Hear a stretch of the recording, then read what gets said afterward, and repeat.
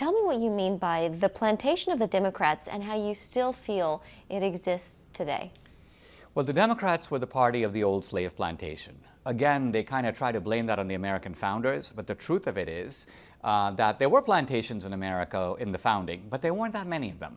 The plantation system exploded after Eli Whitney invented the cotton gin. Then we got a massive plantation system in the South, and a new political party started in 1828, the Democratic Party, to defend, protect, and preserve the plantation. The Democratic Party was the party of slavery. Now, the question is, where's the plantation today?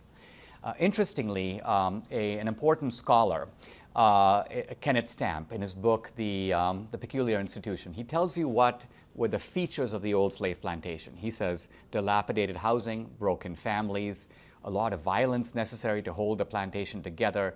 No one gets ahead, intergenerational dependence of the slaves on the slave owners. And finally, he goes, just nihilism, despair, this sort of feeling that there's no future.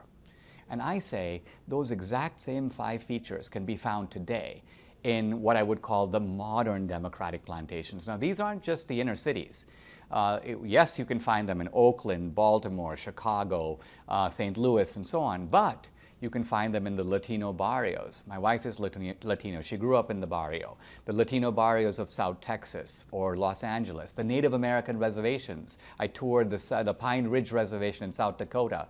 All the features of the old slave plantation are present. And who's running the new plantations? The same party, the Democrats. And they're making excuses for it just like the old slave owners did. The old slave owners said, listen, don't point your finger at us. What we're doing is really good for the slaves. That's why we're doing it. It's not for our benefit. And similarly now, the Democrats, listen, don't criticize the inner city because we're doing it for those people's benefit. We are actually the protectors of those poor people, even though after trillions of dollars of spending, notice that nothing seems to improve in those places.